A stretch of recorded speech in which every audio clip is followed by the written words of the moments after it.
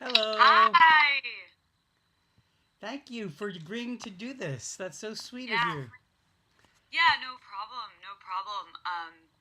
I always like talking about BCI. That's one Well, second. after reading your let's see, where was I reading? I was reading. Oh, I think it was something on the site. Oh, the AJU description of your bios and all those good things. It sounded like um, that which you posted. You had a beautiful quote from Michael Road. Yes. It's Yes. it seems to be very similar type of work which you're doing at BCI. Exactly. Exactly. It's funny. That there is a text that he wrote. It's called.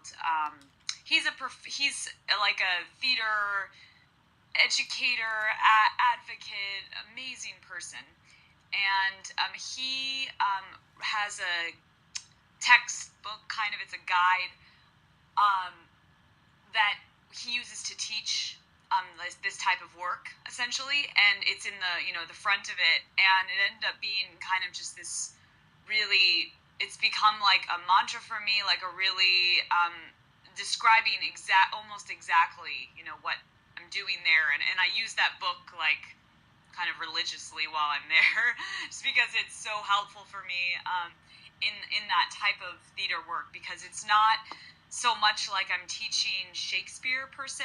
It's more um, focused on the students themselves or the participants themselves and their own personal experience and their own connection to theater, which is a much different type of theater acting training.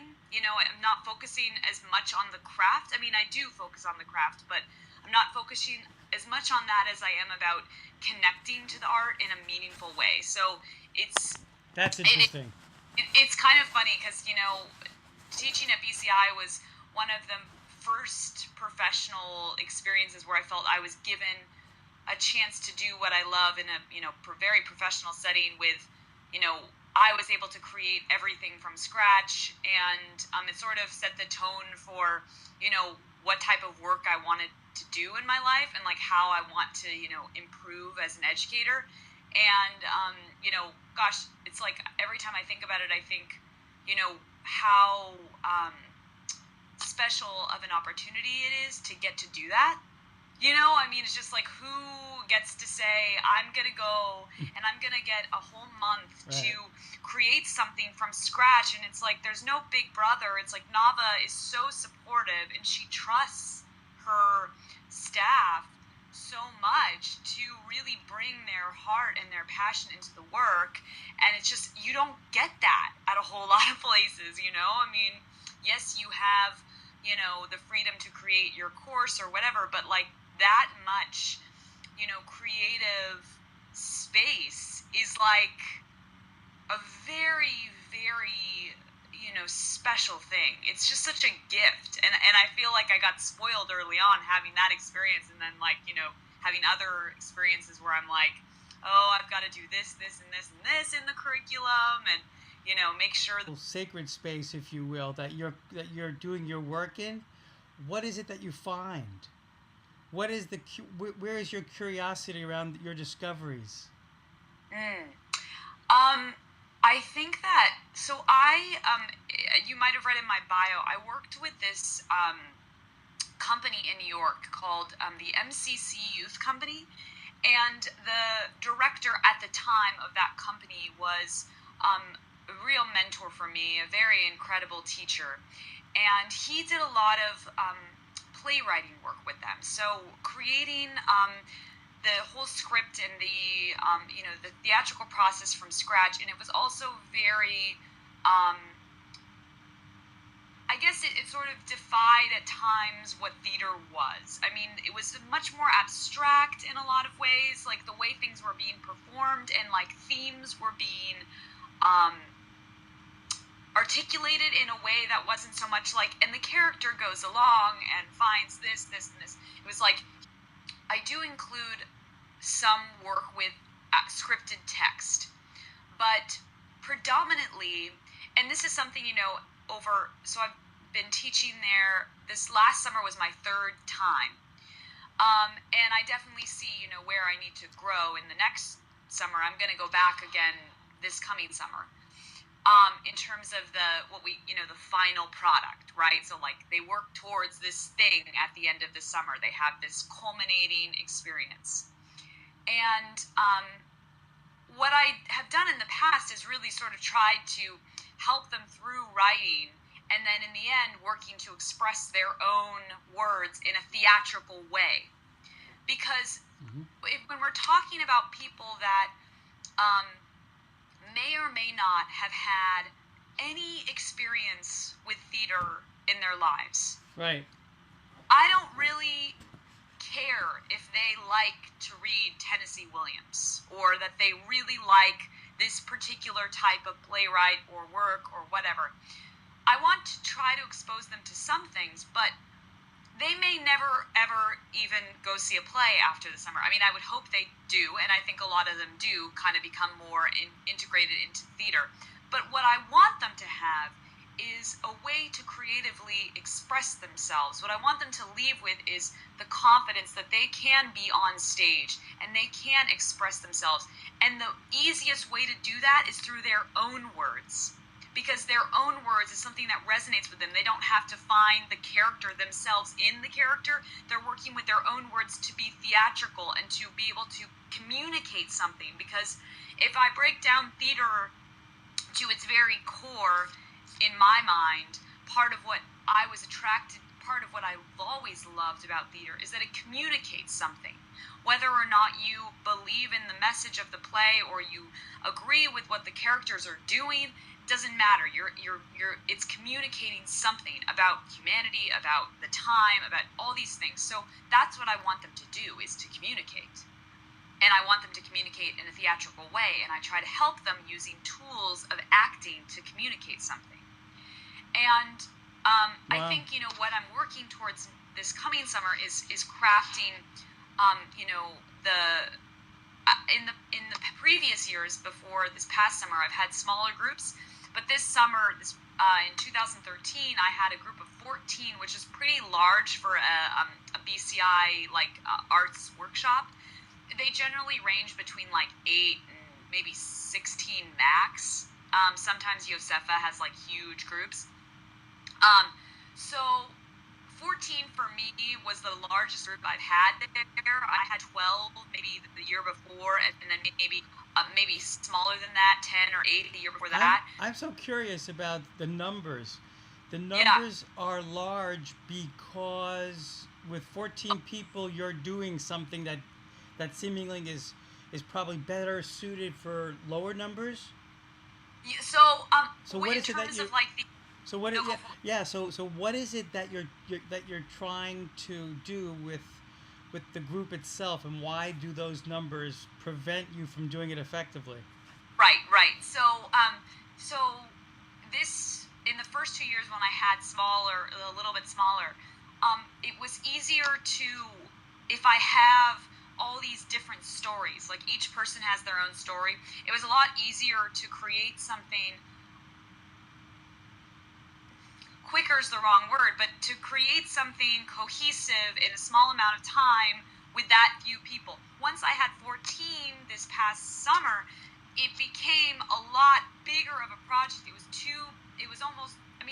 went off okay, but when you have 14 different stories all wanting to work themselves in with one another, it just was a lot. It was a lot. And so there needs to be, what I'm moving towards is creating something for next summer that has more of something that everyone can tap into.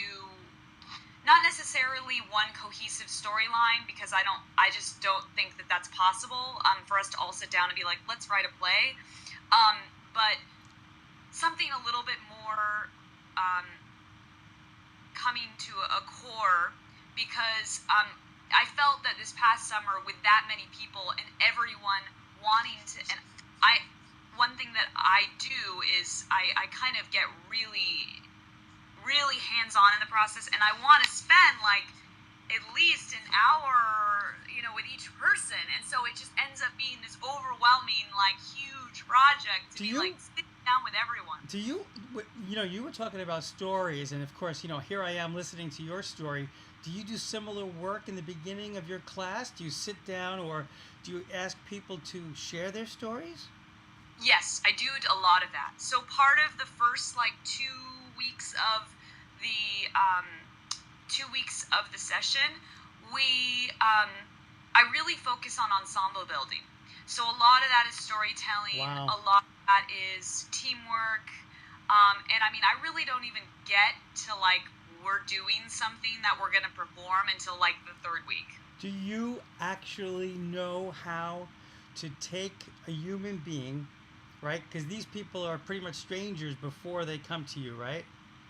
And you're spending just 2 weeks to get them to the point where they can be fully expressed in front of you? Yes. And you know what's funny is I need this. What is the solution to that? I want to know what that is. So it's really crazy, but I have every day with them except for over Shabbat for I think 2.5 hours, an hour. I think 2.5 hours, if I remember correctly. And I really don't. I think that I pick specific exercises purposefully. I challenge them in the beginning purposefully. I do a lot of sharing. Like if I give a group of people a prompt where they have to write and answer this question, where I say, I'll give them, here's an activity that I normally do in the beginning. I'll have them take a piece of paper, split it down halfways, and on one side I'll have them write how people used to see them in the past, like adjectives. Like if I'm describing myself, I might say shy, goofy, all these things that people used to see me. And then I write on the other side ways that I currently see myself, or ways I want to see myself. I might say intelligent, dedicated, da-da-da. Then I tell them, okay, the first line of this monologue is, I am who I am, ... not yet. And then they have to write the rest. And I say to them, use the words that you've written down as part of your brainstorming process. When they get up and they read those monologues to each other, there is this level of empathy and everyone's understanding of, things in past and present that really, there's nothing like creative writing and like sharing and storytelling that creates this space of sanctity. It's just crazy. And then of course that coupled with other exercises, with other things about ensemble and having them work together to create things, having them do really goofy stuff. Part of theater is improv, so having them do things where they all have told me that they would come into the workshop feeling very scared and then leave feeling good. That's what I want. I want them to come in feeling like I'm taking a risk by being here on the circle, and I see everybody kind of doing the same thing, and then I'm okay, So I think part of it is that too, sort of like this like level of like shedding the skin of trying to be cool or whatever, and everybody just kind of comes down from it and starts to open up to one another. And I do a lot of like in the beginning too. I do an exercise generally where we create a contract of like places, like things that we want to, what we're working towards in the end of the summer. And I'll talk about, everyone will talk about, what they want to get out of this experience. And I'll have them pick like one word, like to hold on to one word of something that they want to bring to the group or something that they want to take away from the group. And very, very, on a pretty, I guess I would say, pretty time, somebody will come up to me in the end and say, like, the word I chose was free, and I feel like I've had that word with me throughout, and now I'm leaving with that word, And so that becomes a part of it too. Like they almost create their own through line, of like where it is that they're going. Wow. And they hold on to that. So, but Nava would totally agree with me when I say, like, for me, that I try one of the most important things for me is that they do feel and I stress this a lot, the sense of ensemble. So ensemble in theater is like one of the most like special things, like where you come to rehearsal or to a show and you're with everyone and you feel the power of being a part of this group that's out there to accomplish something together. And, you know, my theater group this past summer, I would say, exemplified that more than other years. They literally call each other family. Like, they are so close. And that's something that I care about so much, more so than a lot of other things. Because I want them to feel that. You know, I'm so interested as to why that's important for you, that sense of family, and what did you put out in front of them at the outset of the year as was the goal of your class? In other words, like, how did you rally them around an idea? What was the idea that you rallied them around? And tell me about what are the blessings once the group becomes this united family. What becomes richer for the group? Okay, that's a lot of questions, but okay. So pick any one you want. Okay. So why is it so important to me? First, and then I'll get to what the goal, how I set out the goal. It's so important to me because I think that, well, one, I want to remind them that I think that sometimes within the arts there is a tendency to want to become the greatest, or there's sort of like search for like the perfect piece, the perfect performance, this like moment where you get to shine. And I don't want them to think about that. I want them to think about the fact that as a group they are going to accomplish something together, and that they need to rely on one another and care for one another in that process and support each other, because not everyone is going to have the same trajectory. Not everyone is going to, get towards the end and feel great, or feel, some people are going to be really nervous and some people are going to struggle in one area and others. And they need to be supportive of one another to accomplish the things that they're going to set out to accomplish. And I don't know, I guess I care about it so much because it's just not about one person. It's about them coming together. Like, that's what makes it so special. And like I told you, from my experience, the times when I really connected within theater is when I felt like, this amazing ensemble around me, and this reality that if one of us is not out there supporting the other person, we're not going to be successful. And I just think like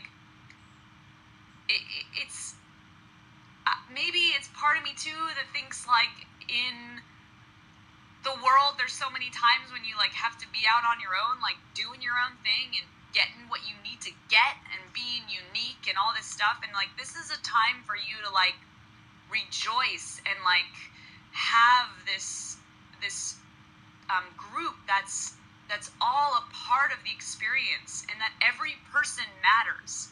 I don't ever want anyone I want everyone within the ensemble to feel like, regardless of how long their monologue is or how, much they feel comfortable or don't, or their acting skills, that they matter. And that's something that has to come from ensemble. I can't just tell them that. I can't just tell them, oh, everyone matters, and at the end, like, even though your monologue is 2 lines, you're still just as important. They will know that if they've created an ensemble together. But if they haven't, then it's just, you're not as important. And so I just feel like that has to be a part of the process, because at this type of, experience too, I think that they all have both a personal and a group experience. And so the theater ensemble for me becomes a place of safety, a place of strength, a place of, support that they can go to even with outside, because obviously at BCI there is so much stuff going on at like all times, that they can come to the theater workshop and feel okay and feel supported and feel like these people are there for them regardless of what else is happening, in the rest of the group. So I feel like that also is something that I want for them. I want them to feel that space. And then in regards to your question about, the goal. So funny, oddly enough. Yeah. Okay. Wait. One second. First of all, Yeah. I have this tradition where I say shamati. I really hear what you've said, because Yeah. after pouring your heart out and getting nothing back from me, that would be a little bit empty. And believe me, I'm from the same. We're kindred spirits. I mean, the way you describe that sacred space is what cantors, which is part of my equation, which I'll tell you about a little later, but of what cantors are trying to create with their own spiritual communities.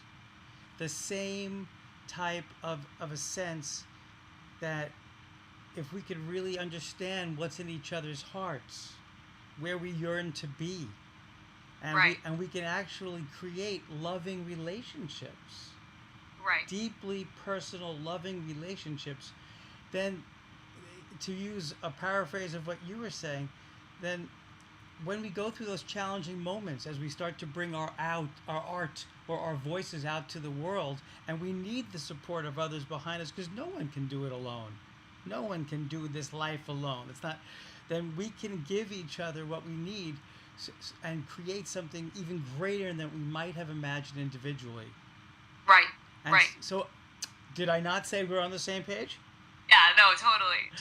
And so, I no, for sure. It's funny because like I I'm right now in my professional setting. I'm used to talking more about acting, as like a craft, and like I mean I teach acting 101, and so it's a very different conversation. And I do these same things in my like college level acting classes, but like I would never talk about it to people. It's just a part of who I am as an instructor.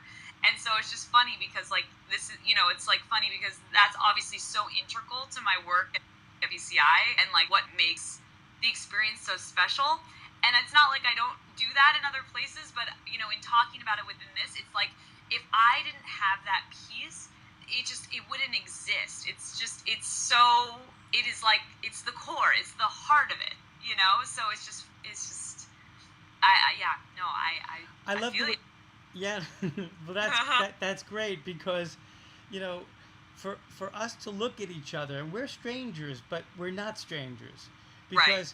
because you actually see the value in bringing the skill sets that are required for the acting professional in concert with their essential selves. You, Yes, you know, exactly. so Exactly. you don't see it as like, okay, here are some great skills and knowledge you need. You can't do one without the other. You need to integrate it, and that's, Judaism. This is my 10-second thing, has sort of been top heavy on the intellectual side, and I think it's waiting. This whole cry for relational Judaism. You can't have a relationship unless you're listening intuitively to the other person's heart. Right. You have Right. to empathize, and so Right. here you are teaching this incredible course on how to build a nurturing community that through the arts would be able to hear people's highest expression. Right. Like, Right. like that. That's the shizzle right there. Like, do you know if I, like, how many of the conversations that I have with cantors are about exactly what you were saying before? Let's talk about repertoire. Yeah. It's not about the Shakespeare, as you put it, Right. and it's not about it's yeah, it would be great if you became acquainted with that, repertoire, as it were, but it's really about finding our voice, you know, in this medium. Right, exactly, exactly, and that's the thing with BCI because it's so funny. Like, how would they expect, it's hard to expect that somebody who, because they're all picking the things that they're least comfortable with.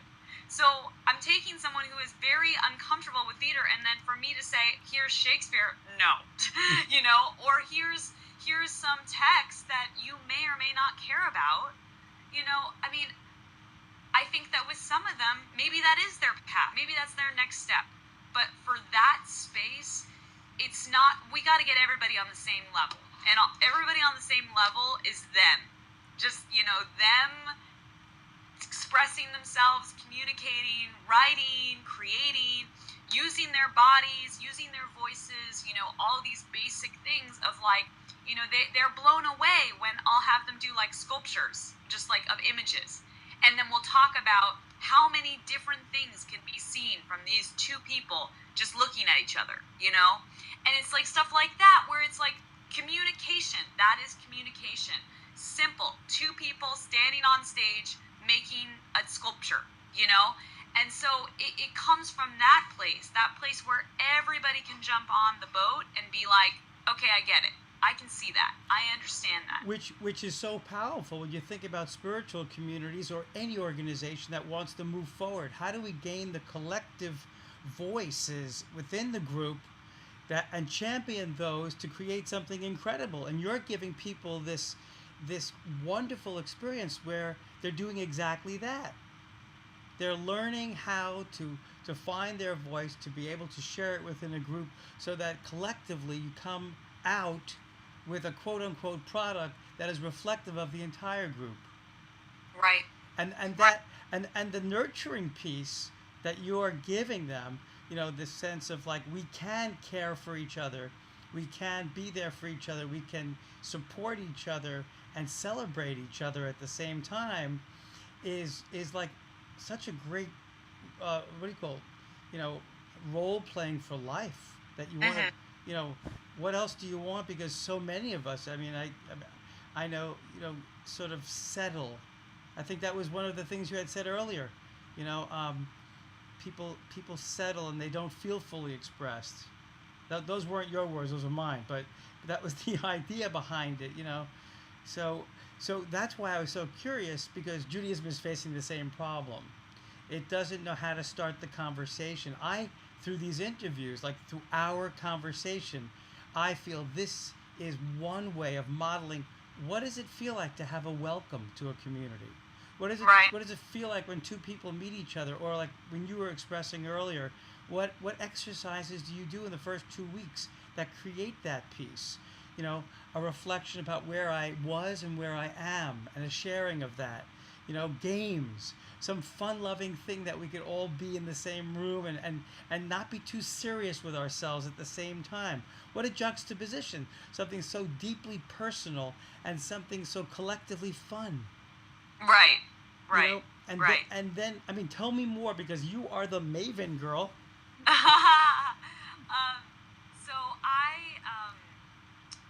So I like I said, I do a lot of writing with them too, and that comes from that company that I worked with, and that's what the students, exactly what they would do too. So they would write, and then in the end of the time or the year or whatever, the director, with the help of the students, would craft a whole production with only their writing. So everything was original, and that's what I do with them too. So I have everything is just their words, nothing that I've written gets into it.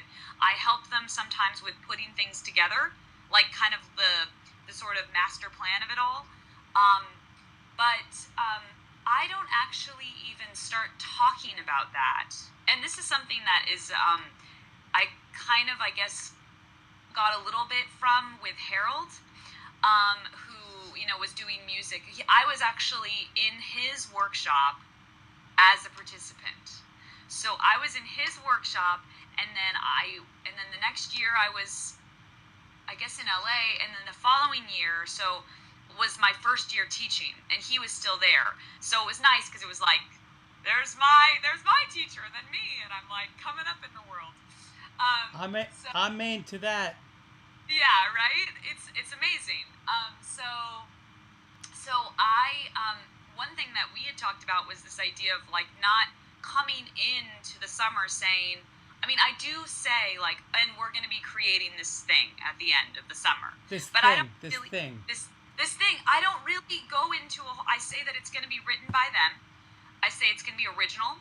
And I say that we will do writing and we will do, performance together. But I don't go into much more detail than that. I just want them to know that they're going to be creating something that will culminate in the end of the summer.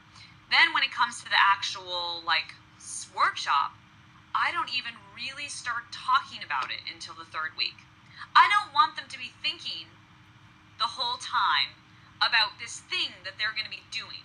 Because when we talk about, and this is something that we talk a lot with BCI staff with, it's like when we talk about this product process thing, right? This is like an age-old, sort of dilemma. It's like, how much time do we devote to the process? How much time to the product? So I want you. It's like it's the chicken egg conversation for me too, because on one hand, I want the process to be sound, to be engaging, to be challenging, to all these things. But I also want a good product. And I'll tell you why. It's because I want them to feel, I'm maybe a little too hard on myself. I tend to be like intense when it comes to like performance type stuff. I want them to be memorized. I want them to know exactly where they're going. I don't want them to be stumbling around. I don't want them to look like confused. I want them to know exactly what's happening. All the cues are figured out. And I think part of that is the sort of, again, like, they're both important because the process sets you up so that when it comes down to the product and it comes down to this thing that you're creating and you've devoted time to, if you have that solid ensemble, if you have that group that is rallying together, even in the hard times and even in the moments where that product may or may not seem like it's gonna, how it's gonna work out, they will rally together and fight all the way to the end. And I saw it this year. I mean, I had students that up to the last minute were like kind of like nervous about, performance and stuff, and working on their lines in the shower and all the time, and they all supported each other tremendously. And then it's like, because they take it so seriously.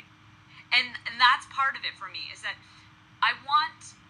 it may not be the most amazing theater piece ever performed, but I want them to take it seriously. Because I think that too is important. That they care about it.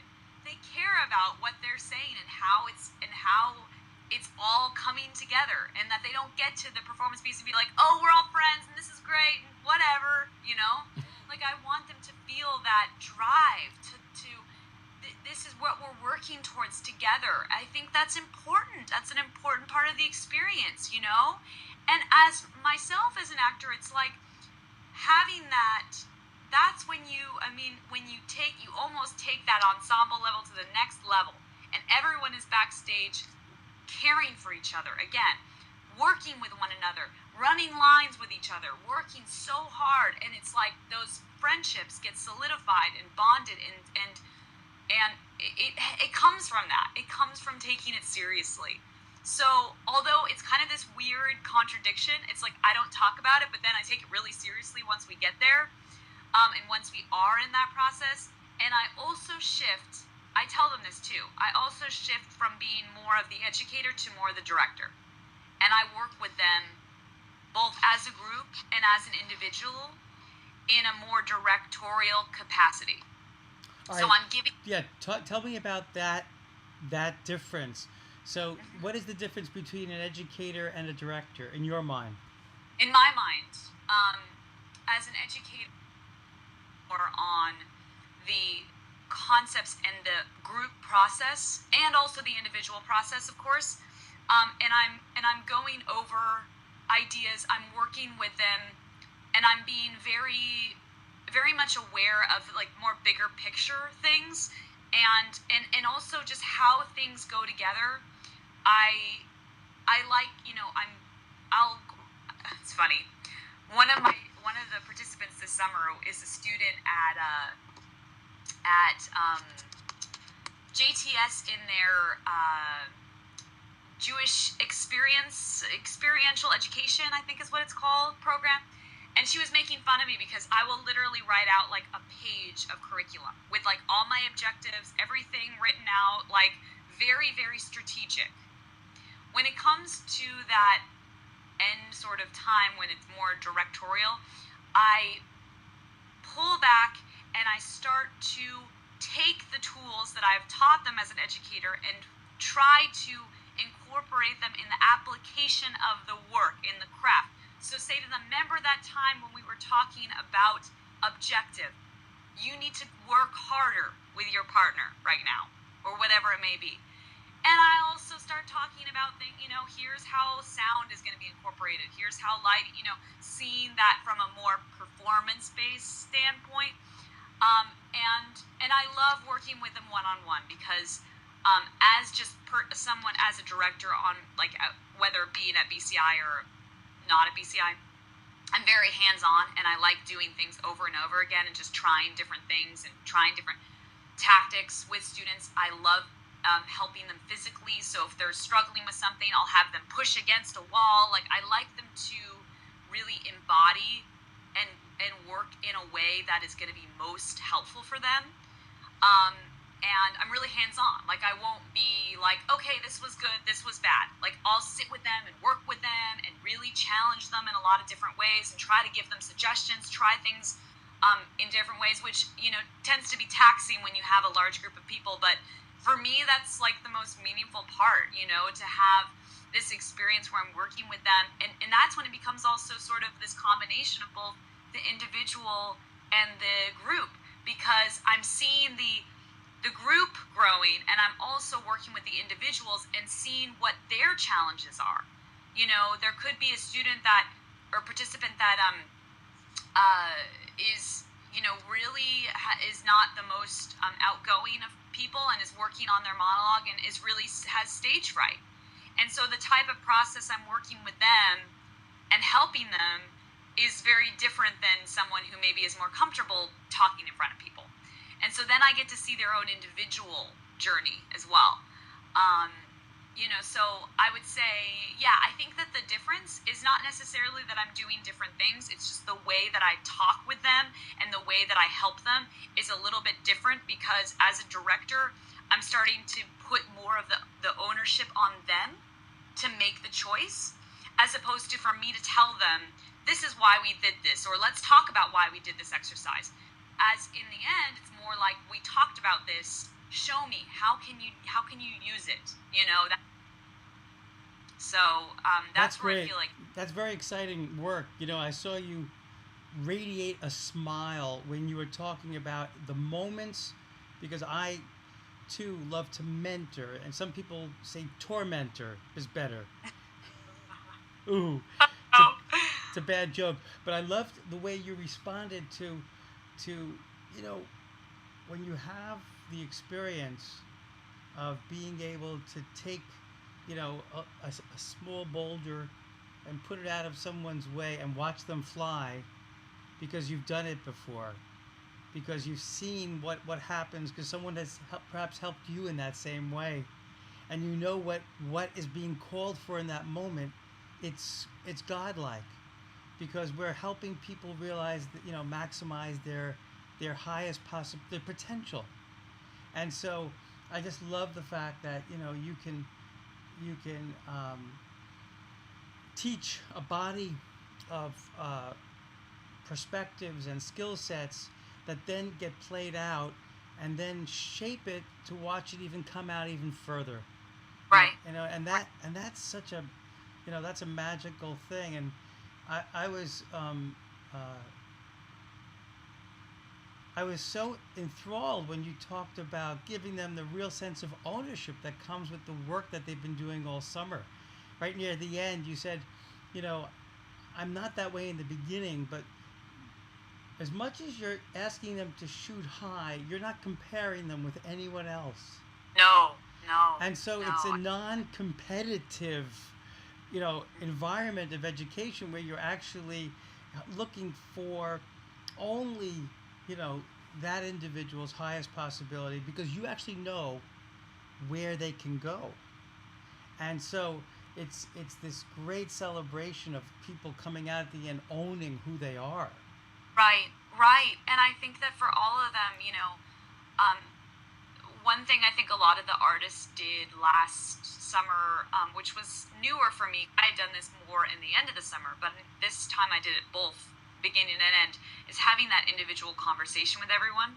So not only do you have the conversation as a group, but then you also have individual conversations with everyone, so that you're getting to know them, getting to hear that again, so that in the end, if there's a moment of struggle, you know where it's coming from, and you know what you can do to help that person, and you know what they're going to need.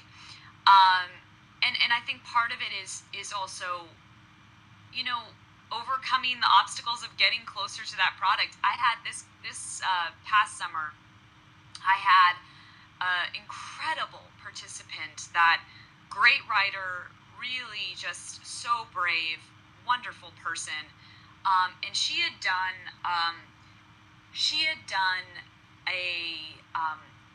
some spoken word work with Andrew Lustig, who was one of the arts fellow this past summer, and she had delivered it out loud in front of everyone, and gotten this huge reception. Just everybody was blown away by her, and it was amazing. It was amazing how she just, her bravery, her courage. She was talking about her mental illness, and she just radiated this incredible strength and capability as an individual. And so we're talking about this happens maybe a week or so before the final product. And I'm talking to her, and she was like, I don't like anything I've written before, from the workshop. And I'm like, okay, so tell me about it. And she was like, I just don't like anything I've written, and I want to get that same reception that I got from this spoken word thing that I did. And I sat down with her, and I was like, well, maybe that's not what you need then, because maybe we need to go about this a different way. So she was the only person in my workshop that actually wrote a character piece. So she wrote from the perspective of someone else, not her, and wrote a monologue about someone else's story, because she didn't need to tell her story. She needed to find something else, and she needed to embrace her own acting ability in that moment. And so we did something completely different, and she needed that change, because what she had done already was she felt like, well, none of my other work is as good as what I did, and she was struggling with it. So it was like, okay, then scrap that. Then we're not doing that. That's not going to be helpful for you. Let's find another way for you to feel like you are reaching the goals in this group that you need, And so she did something completely different. And I think that is one of those conversations that needed to happen, where if I hadn't had that conversation with her to know where she was at, and know that what was going on inside of her and how she felt, I would have, never realized what it was that she needed to do to feel like she was on her own journey, And so it was kind of interesting. And so then we actually did an improv together, where the monologue came from. So I told her, I said, well, what if you're trying to break up with this guy? And then we just improv'd, role played. And I was the boyfriend and she was the girl. And then from then, she took our improv and wrote a monologue from it. So it was this journey of just these pieces put together to allow her enough of a goal as an artist to feel like she was still, capturing the experience that she wanted to capture while she was here, and that because she also had acted before, one of the ones in my group that had previous theater experience, so not the same level as everyone else. So it was a really interesting experience, and I had a few of those conversations where things suddenly, after listening to the person, I realized what I needed to do to help them more, and we refocused together to try to make the culmination of this project, Tell me more. I think these stories are fascinating. They're fascinating. It's like all of this happens in like a week, and it's like insanity in the time being. But like now I say it, I'm so calm. But it's like at the time I was probably like nuts. But yeah, lots of little tidbits. Well, it must be insane because you've got I guess the institution is product driven at that point. That everyone's going to be. Everybody is, absolutely. I mean, and it's funny because like with photography, I think theater, and this is kind of again how I'm thinking about refocusing for next time.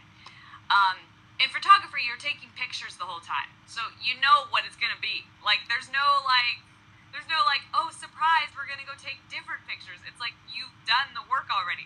In theater, there's still a level of like we've got to create something, but we also got to do this other stuff. So every year has been completely different. I mean, it's just like, and I think like that's both the challenge for me and the exciting part of like knowing that I come in with a certain level of like, these are the sort of games I want to start out with and things, but like, I don't know what the heck the group is going to do. And I don't even, for a lot of times, I have a general even outline for the last 2 weeks, but I know that I'm going to end up rewriting it every day. So, and that's part of it. It's just this sort of like openness to them and what they need and what they are bringing at that moment. And it's incredibly terrifying, but also very gratifying at the same time to like go into something and feel like I have really no idea what this is going to end up being, and just having faith in that. And some of the people that some of my participants this past summer, there was someone I met on the first day, and we started having a conversation. Literally, as I walked into AJU when everybody's gathering around, he was the first person I talked to, and we had this great conversation. And he said to me in the end, like, I trusted you from the beginning. Like, I knew you had this vision. There were a lot of ups and downs over the process, but like, I trusted you from the beginning. And I was like, thank you for that. And it's because I think, there's a certain level of just like, you just don't, I think I had to even tell myself that at times. It's like, yeah, there were a lot of challenging moments where I'm having trouble with, I had a participant this past summer too where I could not get on the same page with this person. And finally, we were having it, like he was reading me his monologue and we were trying to work on it, and it's just like I was asking these questions, like just I was so confused by him, and we couldn't get to the same page. And we were going back and forth, asking each other questions, trying to work it out. And I just looked at him and I was like, we are just totally black and white right now. We are just like not getting each other. And it was funny. It was like just needing to say that, like, and then we like kind of laughed about it and we're like, okay, let's make this work. And then we started making it work. And then I ended up feeling really close to him at the end of the summer. But for a long time, I just did not understand this person. But I could not give up on him. And so I just kept trying and trying and trying. And I think both of us were so invested in trying to figure it out together. And then it ended up, being okay. And it ended up being great. And he felt good about it. And I did too, But it was funny, like, it was funny to have all those moments too, where you just don't know. And I want to connect. I want to connect very deeply to everyone. It's very much important to me, and so it's hard to struggle with, try to figure out how to get on the same page with someone, and those are things you just can't anticipate. So it's the nature of the beast. Yeah. I just think can't how people are going to react and what they're going to write and what they're going to do and what they're going to need. Tell me some more stories. Tell me some of the transformational stories where, very similar, and, you don't have to put names into it, but tell me, like, what you learned along the way, what, any story that you remember that's kind of like telling in some way that talks about the transformation that the people who have never experienced these 26 days in Brandeis Bardin, a month in the up in the hills, like what, how people come in one way, and you see them clearly, and you have a sense about them, and then by the end of the summer they are totally transformed by your work with them. I think that everyone. I could say a story about all of them, particularly for the summer. But I think that there's obviously some to come to mind. I mean, one in the particular that I told you, and then there's another participant that very Israeli, and I've often found this actually with Israelis. Because I had an Israeli participant, a female, the year before. That was probably one of the most intense transformations of my whole time teaching. She refused to write a monologue, adamantly, and I just kept trying, and she told me, I don't want my English, I can't express myself correctly, I can't do this, I can't do this, I can't do this. And I just kept trying. And kept talking to her about it. And finally, she had this moment. She wrote something, and it was unbelievable. It was one of the most beautiful monologues I've ever heard. In fact, I'm like, you have it? Yeah, I do. Hold on, I want to read a little bit of it to you, just because it is so awesome that it's just important to share. I feel like, because it'll help exemplify, because this is coming from a girl who's not at all, and she talked to me about this a lot, not at all able to express herself previously. Okay.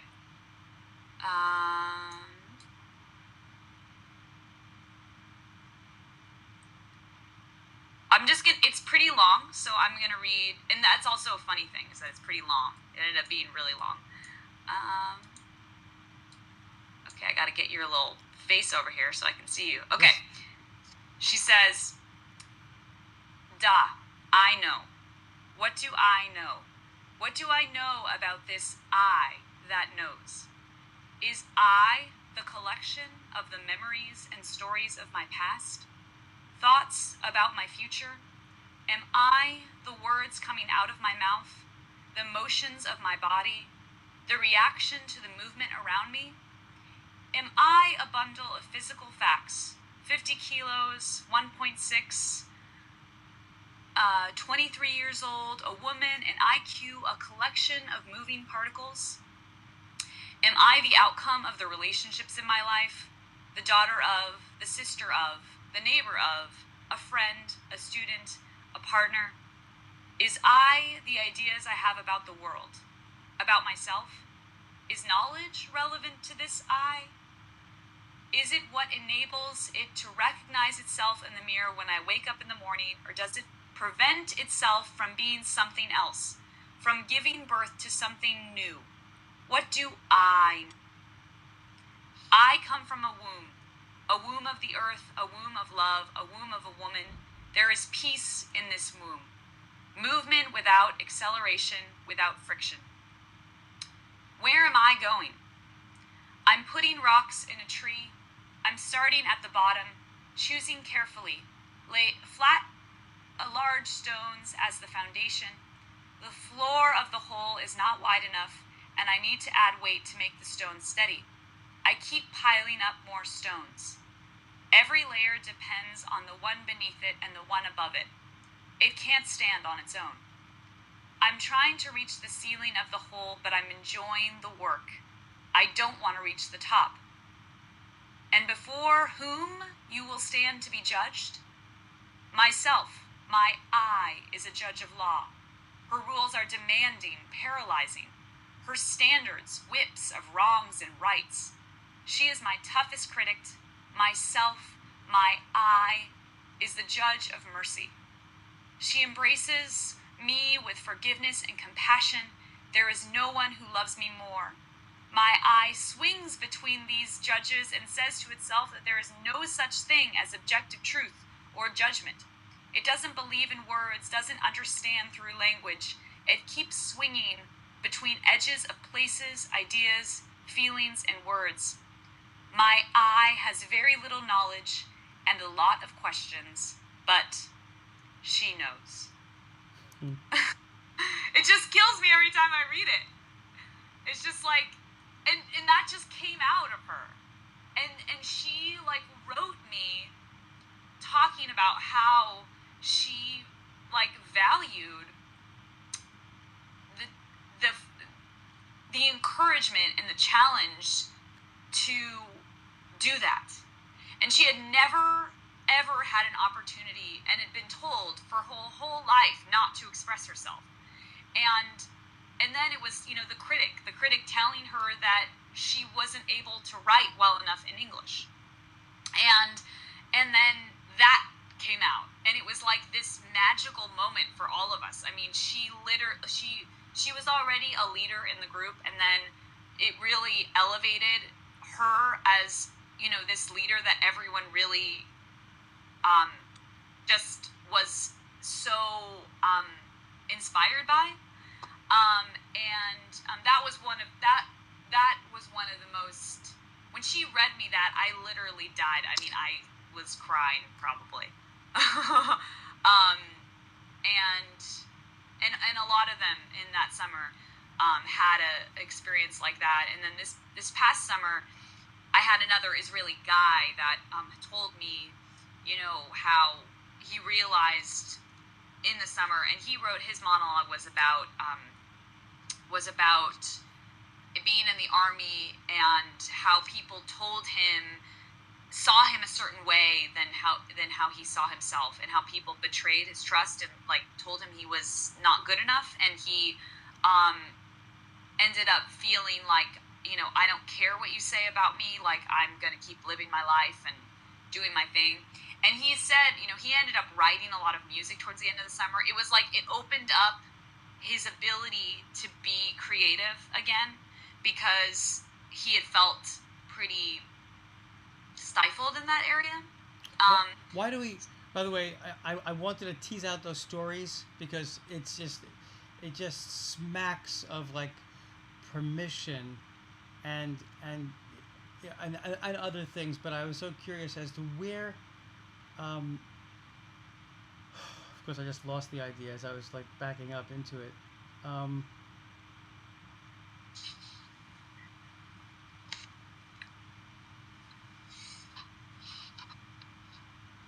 Tell me about the transformation. I'm trying to remember exactly what I was thinking.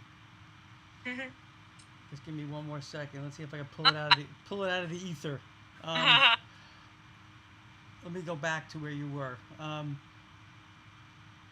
Gosh, I mean, you know, you give people permission to stand with full trust, knowing that no one, that's the word, without judgment. You know, you create this trusting space without judgment that people could speak into. So that's actually one of the rules that is a part of my course in that book. One sec. Yeah.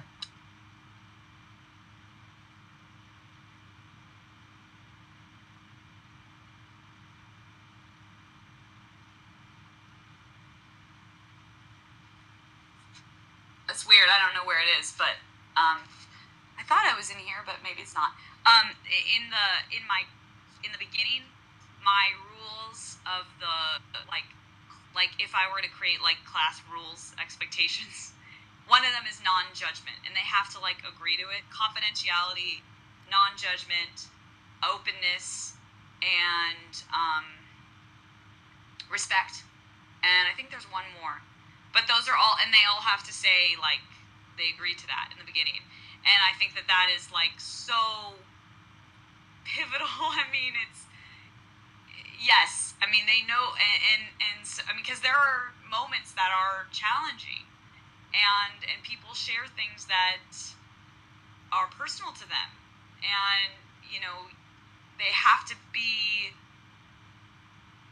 feeling like they can do that without having someone say that's weird, or how could you, you know, and they all have varying levels of stories that, you know, are personal to them and have, you know, made an impact on them. And so that's huge. I mean, yeah, it's something that I talk about in the very beginning, but then I try to reinforce over and over again as we go along, just because I want them to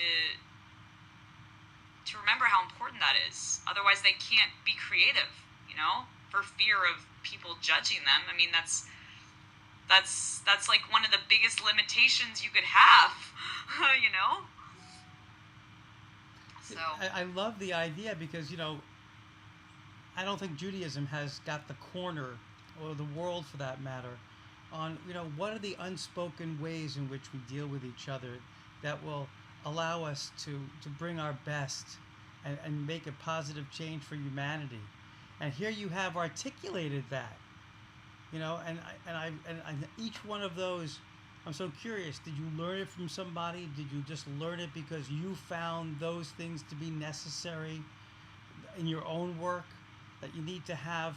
And if you could list them again, they were beautiful. They were respect, confidentiality. I'm trying to remember the other two. Yeah, they are. I mean, how it ultimately gets played out is something that you obviously role model with the group. And so it becomes the way in which your group does business with each other, as it were, for lack of a better word. You know, how, you know, what is it, what are the unspoken, you know, rules that allow for this great coming together? So all of them are, I call them my ground rules that we agree to on the first day. Confidentiality, no judgment, we agree to disagree, we listen to everyone. Respect, openness, share what you can, you are special. Honesty, that's a big one too.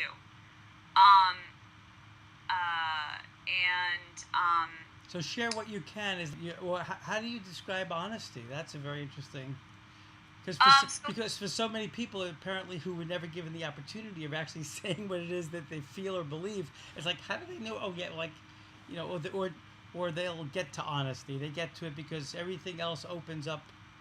Right. And I think that it's part of it for me is that, like, I want everyone to be true for themselves, and to be honest with themselves, because not everyone is going to be at the not everyone is going to be at the same place. And so it's like about honesty for yourself, like being honest with what you need, what you're thinking, what's important to you, and knowing that, like, the honesty for someone else and like what someone else is expressing, it may not be true for you, but they're being honest and you need to be honest too, you know? So, and because that honesty is what again helps create that culture of everyone is being honest with where they're at, and like that culture creates a sense of safety for everyone in knowing that, and just being real.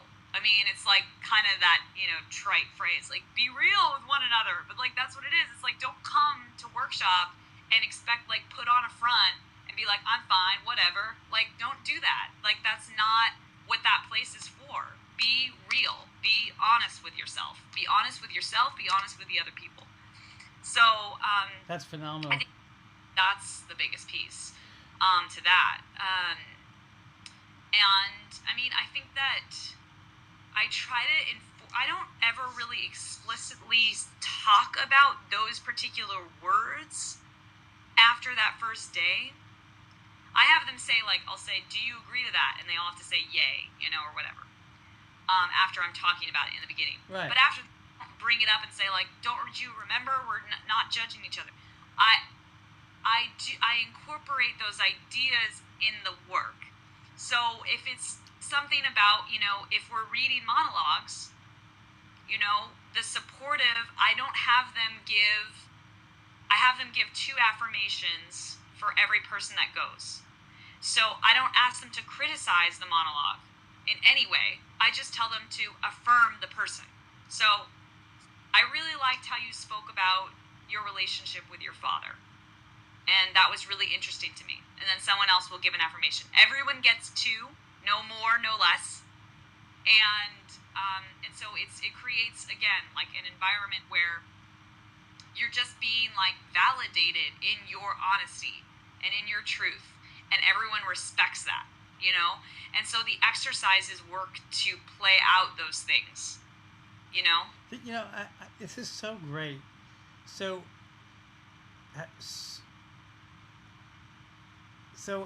have you ever constructed, and I'm sort of distilling it from the conversation we're having, for lack of a better word, a process, a timeline on what are the key pieces that ultimately take you to where it is you want to be, and what is the takeaway from that experience at the end? Have you thought about? I mean, I know you've thought about it, but have you ever articulated it? Yeah, I mean, in my like when I write out the curriculum for the summer, I'm pretty specific. And then I also I'll have them over here, hold on. I'm very visual too, so I like creating these like big things that show like, here's week 1, and like, here's how these things connect to one another.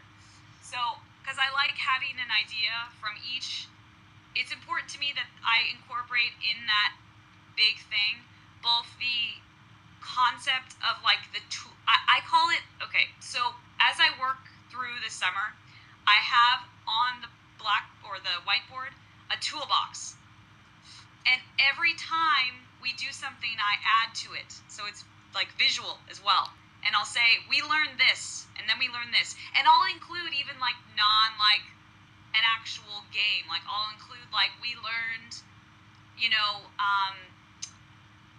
I'm trying to think of something that's been on there, like that's less like exercise based. Yeah, right.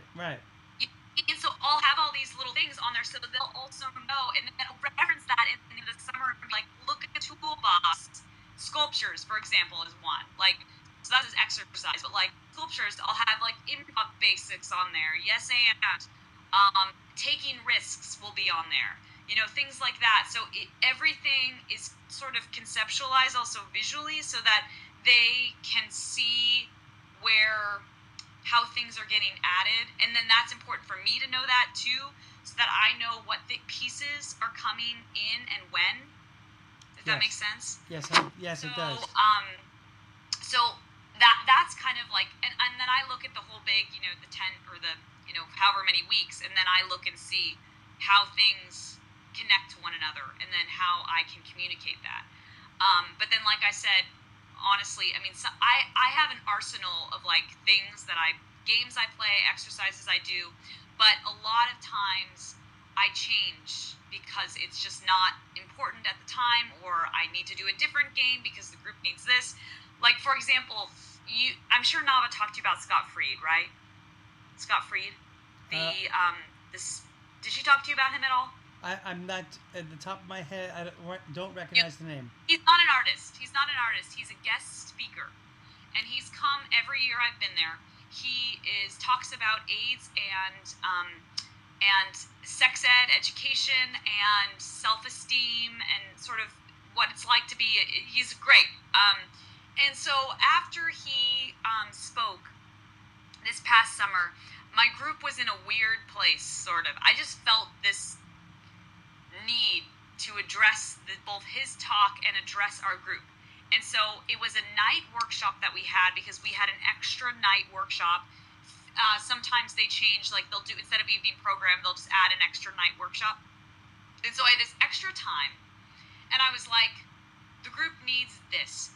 and I created a ceremony. This is gonna sound really silly, but it was totally awesome.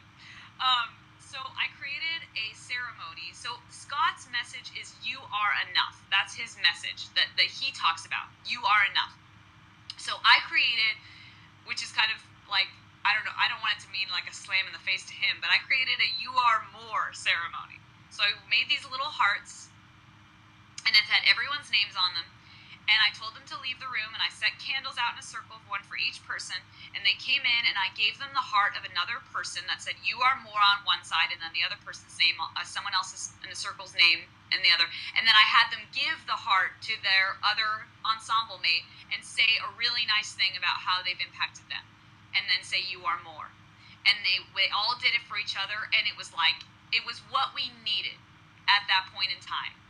And it's like little things like that where you just can't anticipate. You have to have your ear to the ground with the group, and ear to the ground, and knowing and that's something I'd never done before. But I just felt like I was like, I gotta make something up that will speak to what the group needs right now.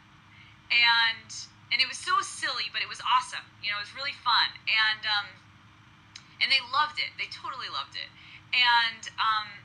And so things like that where I feel like,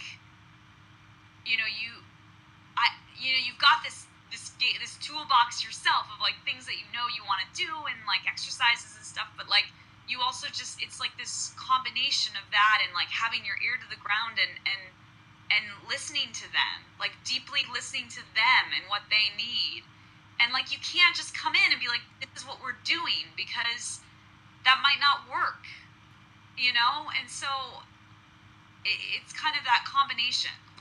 I love the fact that you could go to a place, that's totally unexpected, and you can tell the group that if we look at each other in the eye and we share what's important, what I see as important in you, and you share what's important in me, that we can feel that just as a grounding opportunity, because you did it when they were feeling out of sorts, so to speak, and you gave them that moment of looking around and saying to themselves, this, the love that we have is sufficient for us. Can we now feel the moment of being in each other's company and know that everything is okay? Mm-hmm. And that's a powerful reflection. I just love that. And, yeah. And and so many people believe that if they follow X leading to Y to Z back to A, that in some way that they will have more control over their lives, and it will unfold in a certain way. And what you're actually, when you go to a place that doesn't make necessarily any one voice louder than the rest, but is as coming from a deep place of listening from what the group is trying to bring forward, that's a totally different orientation. And you do live in uncertainty, but what you're reminding them is that the constant is that which we've created for each other. And that is such a profound way of experiencing life, because it constantly allows for discoveries. And that's, I think we're curious people. I think people are by nature. And so you come to a place where we can be respectfully curious about each other. And I just love the idea that you're giving them the skill set of doing what really isn't being taught today in education, for the main parts of education. It's still knowledge based. It's still, learn these formulae and learn these spelling words. And the learning that's going on in your work is, and how would you say the learning that's going on in the work that I do is more about? Is more about connection. I mean, I think just like in one word, connection. It's about connection to yourself. It's about connection to other people. It's about connection to the arts. It's about connection to bigger things going on in your life. It's a connection to, the person you want to be, the person that the things that you're working on, connection to other parts of yourself that you didn't know existed. I think that's just that connection piece. And I think that is a very theater, that's a theater idea to me because, and I know that you would appreciate it too, but for me, that's a very theater idea because a very arts-based idea, because when you're on stage, you're connecting to your other actor that you're on stage with, you're connecting to the audience is connecting to you. So it's just, it's just a constant feeling of connection and empathy. Oh my God, empathy. And it's funny because I just finished a show yesterday. I was in a community theater show that just closed yesterday. Right. And I was playing. You were telling me about it, right? It was fun.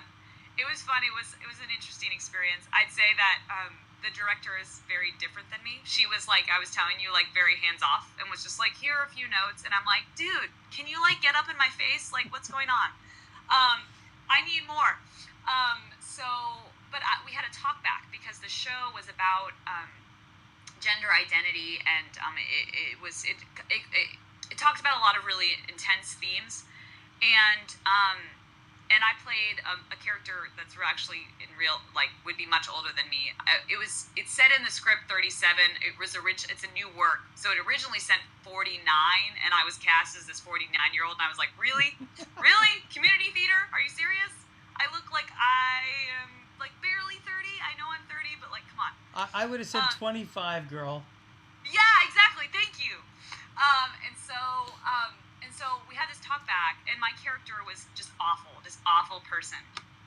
And I said, they were asking me about, process and stuff, and I said, well, this is about empathy. This is 100%. I don't look at this character and go, you are an awful person. I look at this character and I say, I understand what you're going through. I can find some sense of humanity in you, because if I start to look at that character and go, you're an awful person, guess what? I'm going to play them one note. I'm going to play them like a cartoon character. And that's not human. That's not humanity. We aren't built that way. We have wants and needs. As that character, I wanted desperately for this child of mine to help me, to be there for me. And she was not doing that, and she was having some issues of her own. And I didn't have, seemingly from the script, my husband was gone a lot, so I didn't have a relationship with my husband. So it was one of these things of no, she's not an awful person. She wanted help. That's all she wanted. She wanted her daughter to give her some love, and she wasn't. And so she reacted in this pretty awful way.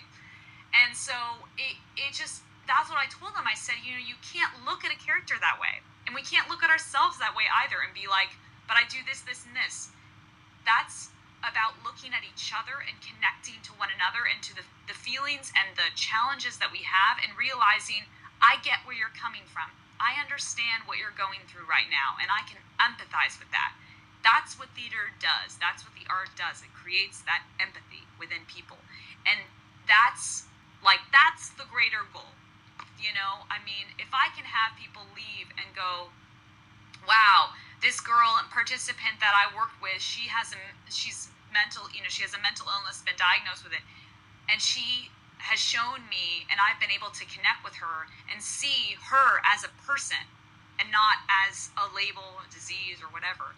And I can empathize with what she's going through, because I've been through the same struggle she has, even though I don't have this, this, and this. It's that's what it's about, bottom line. And I think that's, again, that's why theater has moved me so much. I can, and maybe I'm a little too empathetic. Sometimes I think I am, because I cry everything. But yesterday with the Seahawks game, I'm so empathetic that I was so stressed out, because I was empathizing so much with the team. I was like, my God, what if they lose? It's going to be so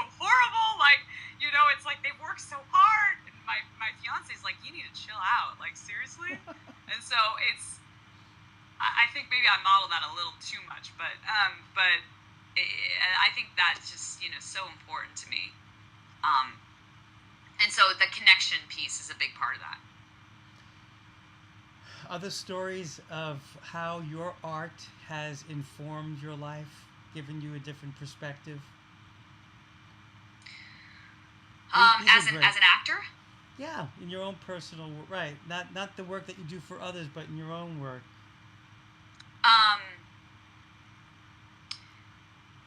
I think that it's funny. I think that I started out singing more, and I sang throughout most of my childhood, and then got into theater later on.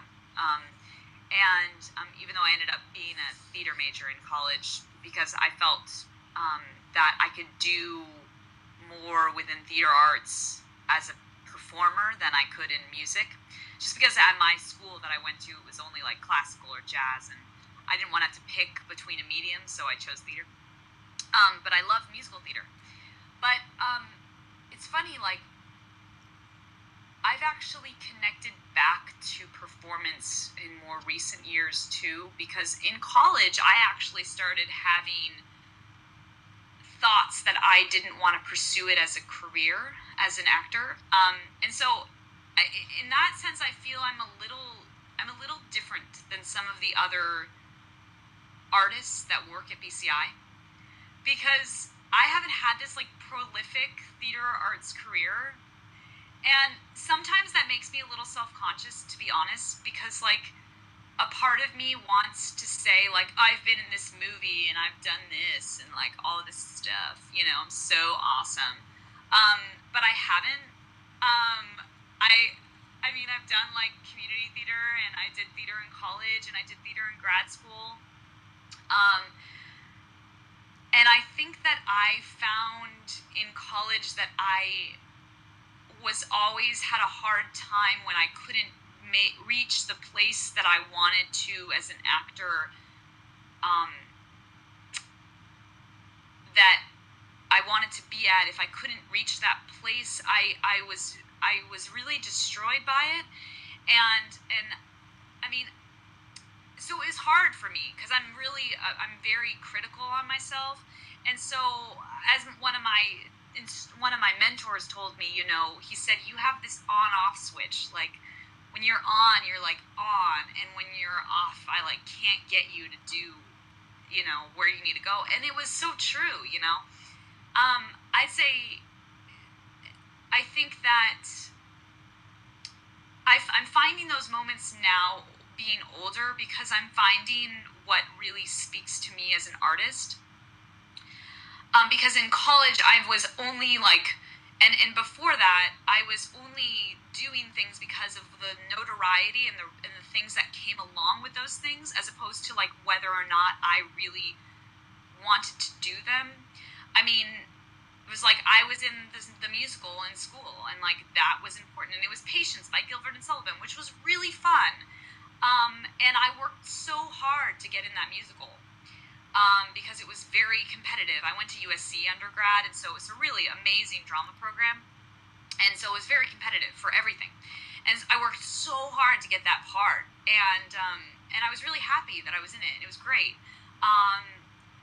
But I tend to, I guess I don't like to go and see as much of those types of musicals. I think I have a different taste in musicals than. I think Gilbert and Sullivan's great. It's fun, but it's not something I would probably like go out of my way to like make sure I saw. So I actually took a course, scene study course here in town, with a local actor, really amazing actor in Seattle. And I took another class with him too, and I just really loved him. So I was like, oh, I want to take another class with this guy. And they had us do scene study, so they asked us if we wanted to pick something to bring. And I said, I had this scene from Tennessee Williams' Summer and Smoke that I don't know if you know that play, but it's Tennessee Williams, like really dramatic and like depressing. So there was this scene between these two characters in the play. It's a great play. It's one of my all-time favorite plays. and I did it in high school, and I couldn't do it. In fact, I remember my acting teacher sitting next to me. Like, I vividly remember this moment. She was sitting next to me, and she was like, you know, maybe you should try this on, like, again later on in life. Like, maybe you just haven't had the experience to do this piece. And, which is actually a really good point.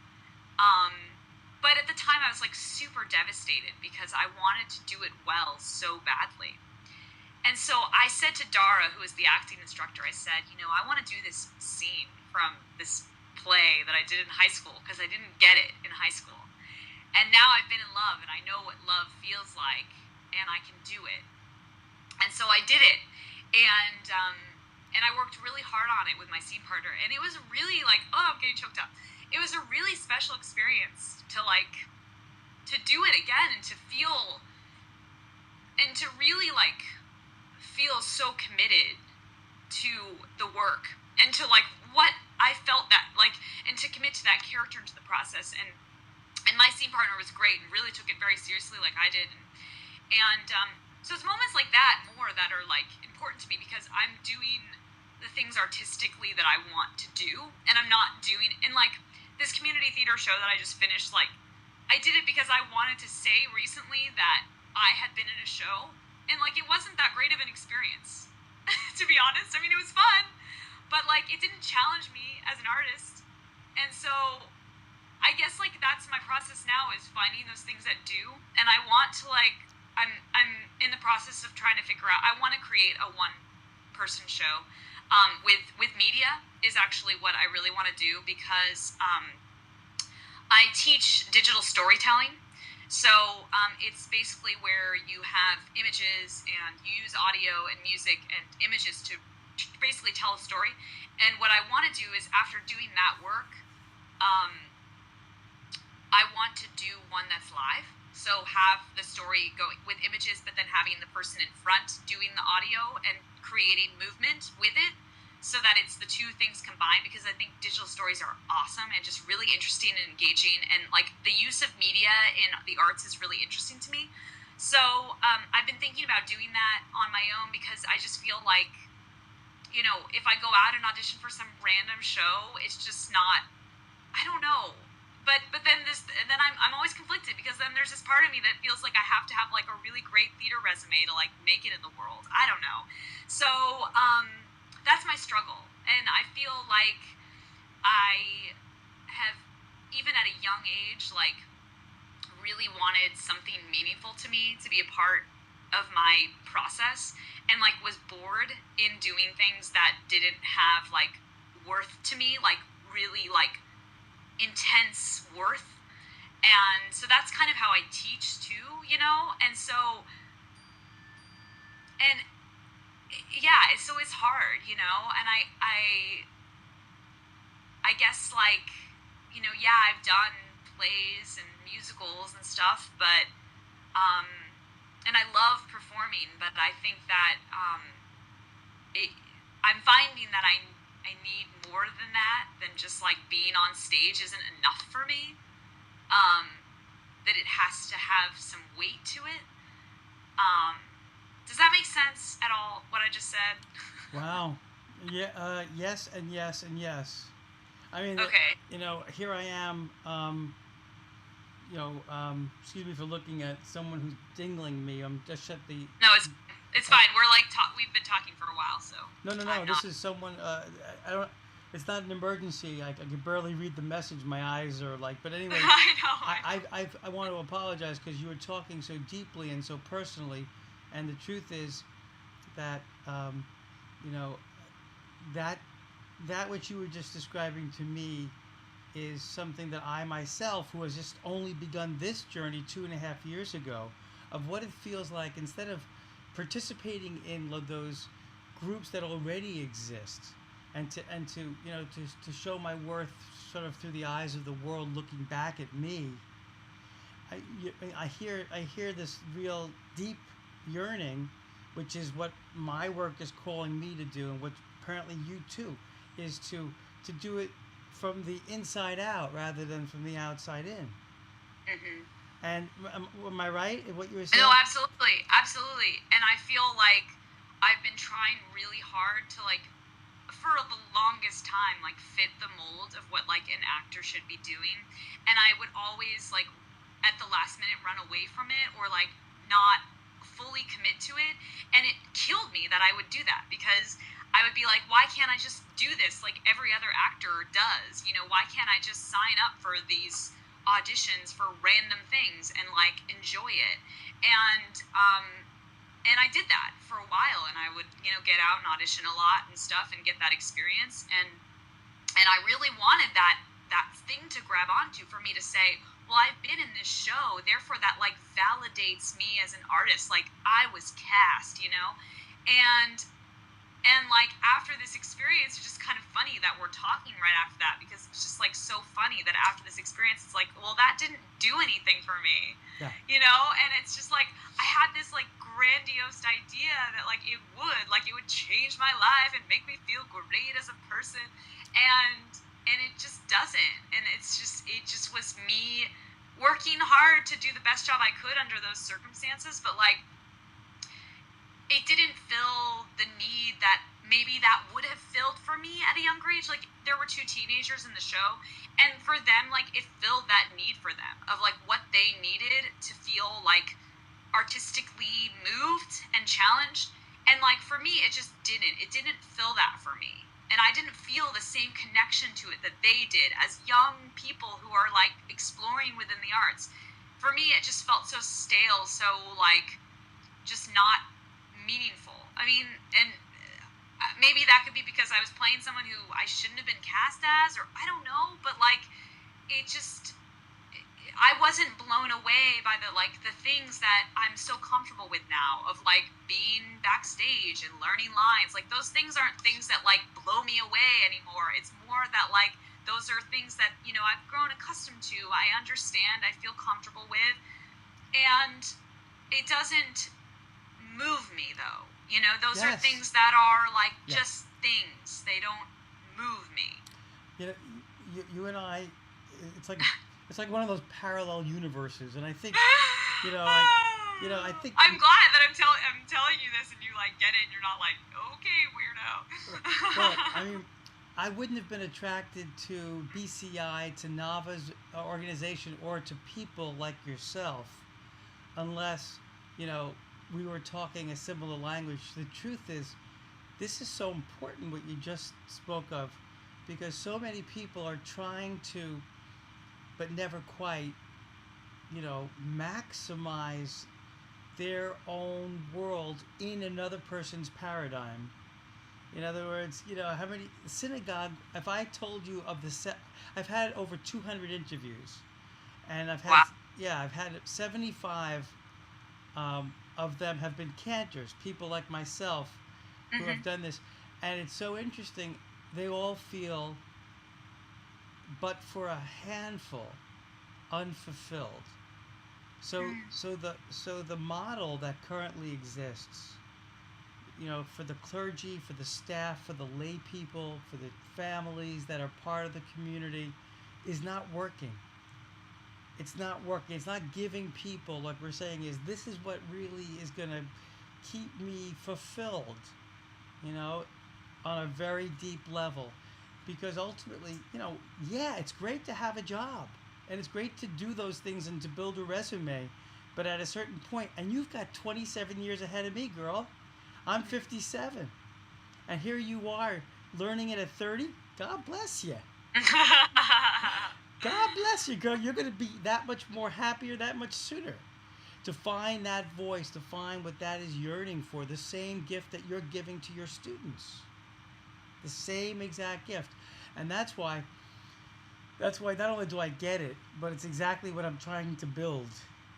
You know, it's exactly that feeling that, you know, we can actually, through the arts. That's why that's why hearing what you're offering, you know, in the back of my mind, I have this great idea that I take, and initially I had the idea I take like 5 or 10 very big names in the Jewish arts, you know, but it's interesting, you know, to attract people to sort of something that would be set up not like a synagogue per se, an annual membership, but something where you could actually study with different mentors.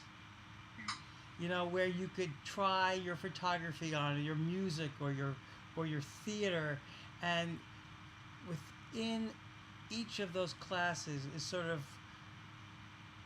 individuals' unique language around looking inward, developing trust with a community to have that ultimately expressed and validated and affirmed, and create more compassion and create more kindness with each other, and create and that the exploration happens about, it can happen even through the arts or through text study, or anyone who will take people on that type of expansive journey, you know, as opposed to, you know, come in and we're going to download what the tradition says about this and what the tradition says about that, and we're going to, you know, logically touch you that way and say, here's what you need to know. But ultimately, you know, everyone really is yearning for their own, you know, everyone is called to something unique, you know. And so how do we create spiritual communities that would be able to to really have those types of deeply personal, compassionate, empathetic, you know, respectful, all the pieces that you mentioned. And so I would love to create a synagogue, but I hate the word synagogue, with a team of spiritual mentors through the arts. Wow, that sounds great. Yeah. Sounds great. Yeah, and you're up in Seattle, right? Yeah. All right, maybe we'll clone you and bring you down to LA. But I've got to do it, you know, like maybe you'd come in and do like a 2-week workshop. Yeah, that'd be awesome. You know, and that's the people. I mean, the BSI piece. I've led choirs and instrumental ensembles and done tremendous work one-on-one, both in building a cantorial seminary in New York and training clergy, and also within the communities that I've served. You know, to be able to shine the light on, you know, the uniqueness that we all bring, and how we can grow from it all. And it's a different conversation. And I love the fact that you come up with the same problems or challenges that I do. You know, this sense of like, oh, I didn't quite fill in the last several weeks of the curriculum because I don't know where we're going to be at that point. And that's such a different model. I know. You know. I know. And It is, and it's funny because I find it hard actually to go back and forth between teaching at the college level and teaching at BCI, because I have to grade them too, and I would much prefer not to grade anyone because it's just annoying because I'm not grading them on talent, you know. So it's just a frustrating piece to like have to like and so I guess like, again, like I had that experience first and then started teaching at the college level, so it was hard to transition between the two and know that like there are other things. Like, I mean, I have to create like really strict rubrics for everything that I do at the college level. Like, here's exactly what you should have, here's exactly what you should be doing, here's all these things I'm looking for, these pieces, this is what your weekly journal should be, da da da da. And even if I tell them to go out and find a monologue, all hell breaks loose. It's like, what do I do? I'm on my own. It's like, oh my God, go to the freaking library, you know? But now I've got to go out and buy like for my next acting class, I just decided, I'm like, I'm done with this. I'm just going to buy a compilation of 1-act plays, and then they'll do things from that, and that's it. And they'll just buy that book. Because the amount of stress that came from having to go to the library and find a monologue, and all the extra work that I would have to do to help them with it because they were incapable of finding it, was like beyond me. It was just crazy. So it was like, oh my God, this is a totally different environment. It needs structure. It needs, and so it's just, it's hard going back and forth between the two. I do love teaching college students, obviously, because both are the same age, but very different environments, let's just say. Yeah. Very different environments. Well, we know if you had your druthers, what yours would look like. I am curious, and I know you probably have to go soon. So let me ask you. I know it's not really a short question, and maybe we can continue sometime, because I was interested in that whole like Jewish background thing. Mm. like where you grew up and who influenced you, and unless you, Yeah, totally, what's your time totally. framework like? I don't want to keep you. Yeah, I should probably go soon-ish. All right, good. Like So maybe within the next 10 minutes or so. It's about noon. Okay, so yeah. Um, thank you, so thank you, thank you. of course, of course, and I also want to hear more about where you mentioned a little bit, and Nava mentioned a little bit, but I'm curious to know what your steps are with this and what you're hoping to do. How you're involved with BCI at all or not, and that sort of thing. So Well, you have to answer that question too. okay, so I can answer that quickly. Okay. Um, so I am attracted to Jewish organizations that are looking for different access points for spirit, Right. because Right. no one's showing up in synagogue life. What where else can we reach the Jewish people and remind them of their great legacy? And the legacy is actually told through people like you. It's told through living Torah, people who are actually accessing, cultivating, nurturing the spiritual dimension of Jewish people's lives. And it's not necessarily in a piece of wisdom. It comes through the people telling their story, telling of their work and how it transforms people. I don't know if that's clear. So, No, it does. It's clear. all right. So the book is like, okay. Right now, I'm at the stage of transcribing the interviews, and then, I will be taking hopefully some of the video of our conversations and creating a documentary. And um, it's in the back of my mind. All of this came from my yearning to prevent the the wholesale um, demise of the cantorate. As budgets shrank because members weren't showing up, cantorial jobs were lost. And I said to myself, we are the carriers of this great musical tradition, and the power of music to open the heart, to be able to carry people to a place of imagining possibility, is huge. That's what Jews understood, that our prayers and our texts and our music, the combination, can be incredibly one of many inspiring pieces to help our people get in touch with its essence and bring that out to the world. And so I started with my colleagues, asking them their stories. And then I started to look out into the world at large. And it's been a wonderful awakening getting to meet people like yourself, who come to it. And I wanted to hear how you came to it, the backstory. And Yeah.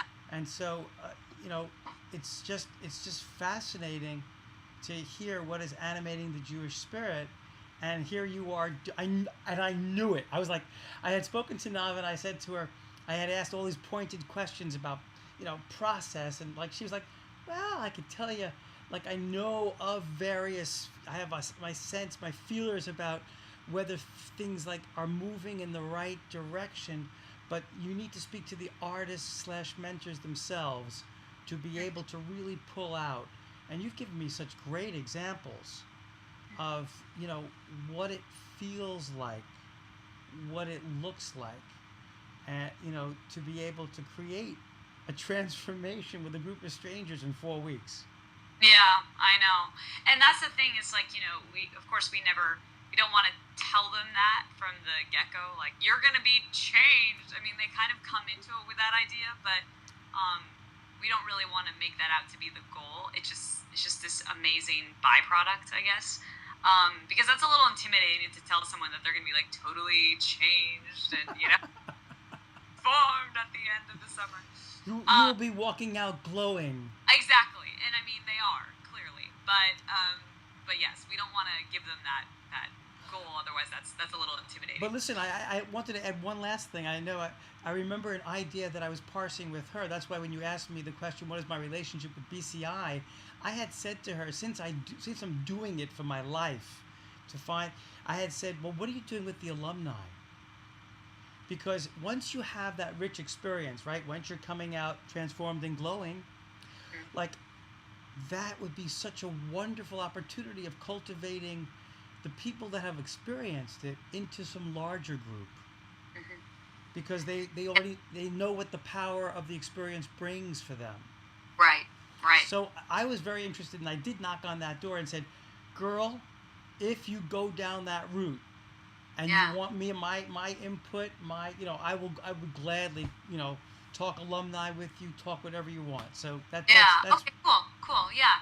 And it's definitely been an ongoing conversation for people that have even worked within, over years. Because I was a participant in 2007. Then my first summer teaching was 2009, and then I taught in 2010 as well. And then I didn't teach in 11 and 12, and then I came back and taught in 13. So, those 2 years when I was crying softly to myself because I wasn't there, it was like how to stay connected and stay involved and connect with other people, and make sure that I felt that sense of the spirit of the organization. Um, so, in regards to your question, I grew up in the Seattle area, and I grew up going to Temple B'nai Torah, if you're familiar with it, Rabbi Morel and Cantor Sirkenpool, David Sirkenpool. oh yes, He's fantastic. He's actually marrying me, so I'm really happy. Mazel Um, Tov, Mazel Tov. thank you. So my parents were pretty active in the synagogue and leadership positions, and I think that set this like really kind of strong example for me in a very un like in an inexplicit way. Like it wasn't like they ever said this is, but when my dad is treasurer of the temple, it was like a really strong example for me. And so I knew the only thing, and then I went through, the all the programming. I did have a kind of an unfortunate in high school because at that time, like I was talking about the teenagers, to be fulfilled, I wanted to be acting. And when I was acting, that meant that I couldn't do any youth group stuff. I had to pick. I felt I had to pick. I may not have had to pick, but I felt I had to pick.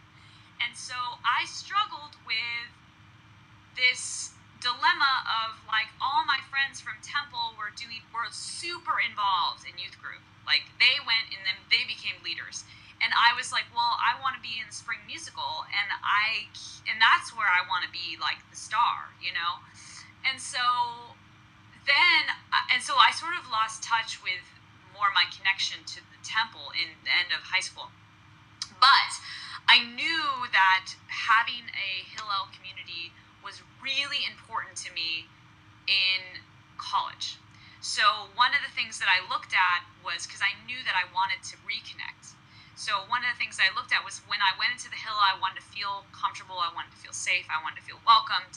And when I went to USC, where Rabbi Jonathan Klein was currently the director there, who he's kind of off the deep end now, in my opinion. Is that the same I Jonathan? loved him then. Wait a So, second. Is that the same Jonathan Klein who's working for Clue? yes, correct. Oh, Correct. He was there. He was the whatever director or executive director at the time, the rabbi there, when I was a freshman, throughout my whole college career. And he was a mentor for me there. And I don't really talk to him very much anymore. I think that when I left, one of my good friends was a JCSC, which you remember that. So one of my good friends was the JCSC there, and so she kind of told me that he was transitioning a lot in his own faith and practice, and was communicating things to the college community that were too personal to his own political views, and that was not the best space for him. So, anyways, that's besides the point. well, thank you for clarifying that. Yeah. So then in college, I ended up doing this program called Fresh Fest, which is where you go as a freshman through Hillel before school starts on a retreat. And it was kind of chaotic because they like used this place that was meant for a small amount of people, but there was like 70 of us, and we were like sleeping on the floor, and it was kind of a disaster. But it did bond me with some people, and Right. I made. And so, um, so then I ended up sort of not really getting involved that much my freshman year. Right. But when it came time for the time to apply to be a mentor for that program, Right. I thought, I have the experience of being someone that didn't feel welcomed my freshman year. So I think I can be a really good voice for the incoming freshmen, Right. because I didn't connect, and so I want to be a different voice. So I ended up applying for that and got into the program as a mentor. Hold And then on 1 second. I'm putting my electricity into my recorder so it doesn't, and it's changing the screen. So I'm really upset. oh yeah, no, it's fine. I see it says pause on my end. Okay, hold on 1 second. I'm so sorry. Yeah, fine. It's great because I'm like, can you please not do this? Okay, I think we're back to where we are. Okay, great. Thank you. Okay, so then I got like super involved after that, because it was like I made friends with everyone and it was awesome, it was just really, really a close group of people.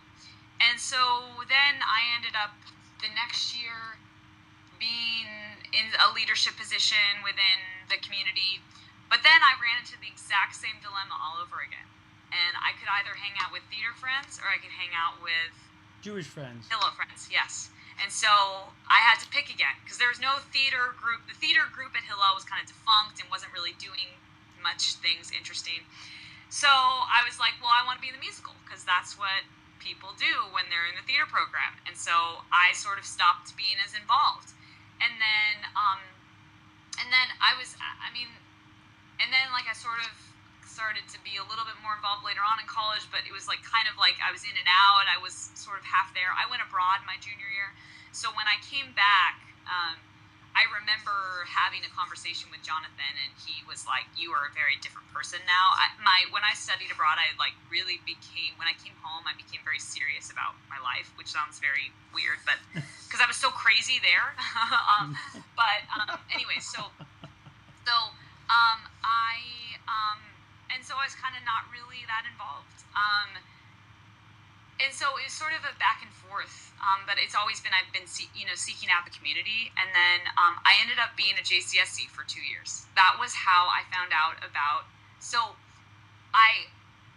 this is a kind of a convoluted story, but essentially what happened was I decided in the end of college that I wanted to be an actor, and I really wanted to commit to it. It's about the think about what I was talking about with like the terminology, what I felt I needed to be successful.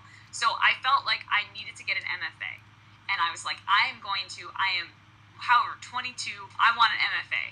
So I auditioned for all these schools. I didn't get in anywhere, which was not surprising because I was 22 and I didn't know what the hell I was doing. And I also only applied to like the top schools. I didn't apply to like second tier acting schools. I applied to like the best acting schools in the country, which were like 1 million people auditioned for, and I was not at all qualified. So I had the pleasure of the same year I auditioned, the MFA acting program started at USC. So one of my instructors actually auditioned me, which was awesome, because then I got a chance to ask him, his thoughts. And he told me, he said, you weren't bad. He's like, but we're looking for people who have gone out and worked and are coming back as actors with a strong craft to be in this program. You are not that person. And I was like, oh, that makes things very clear. So then at that point I was like, well, what am I going to do? And I was like, well, I want to do something that involves me taking some more time to get out in the community, to do something that, to teach. So I thought of Teach for America. So I applied for Teach for America, and I also applied to the fellowship, because I thought, well, I loved being a Fresh Fest counselor. I loved being a mentor in the community. And this would be, a really great place for me. So then as I got into the process for both, I realized, I don't want to be Teach for America, because that's not what I'm looking for. I'm looking for more the mentorship role and the more like programming role, not the actual teaching curriculum, urban city schools. I wasn't looking for that type of experience. I really wanted college level students, and I wanted to be in more of a mentorship role. And so the program was perfect for me. And so I was so excited about it, got into it more, ended up moving to Pittsburgh for a year. So I lived in Pittsburgh and worked at the Hillel JUC of UPitt and Carnegie Mellon. Wow. And I had a great experience there. I actually started a Jewish a cappella group there, which still exists to this day. The vocals, I started it with 4 freshman girls that I met in the very beginning of, I just realized that my power is going to die too soon. I don't even know where my power cord is. This could be problematic. All right. If not, we'll continue. We'll find some other time. But right. So you started an a cappella group, a Jewish a cappella group at Pittsburgh. Right. Oh my God. Yeah, the vocals, and so that was a really awesome experience for me. I had a great time working with them, and in Pittsburgh. However, on the other side of that, I literally had no social life whatsoever. I was miserable as a person. I still hate Pittsburgh. I just hated living there, and I'm sorry, Pittsburgh, but it just was not the right place for me. Not enough theater, not enough culture. It just was not a good place for me. So as soon as that year was over, I was like, okay, I think I want to do this another year. I'm not quite ready to be done yet. This is a good experience for me. I had a really positive experience. And Simon Amiel was the current program director at the time, and he was a really supportive mentor for me. He was wonderful, and he really encouraged me and said, you're doing really great, and we really love having you in the program, and just kept, encouraged me. And so I decided to stick around but switch schools.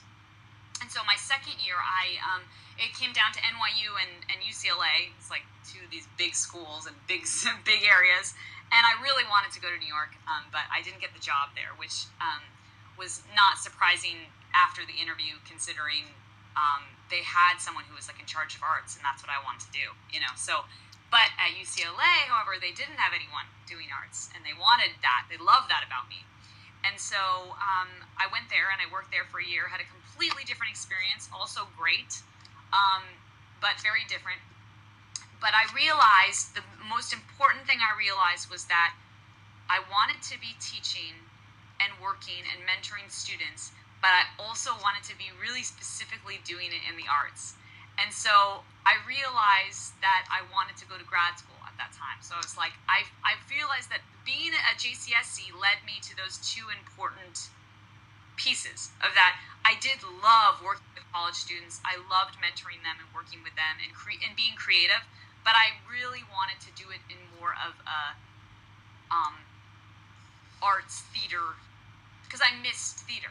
I missed having theater be the thing that was my thing that I was working within my medium.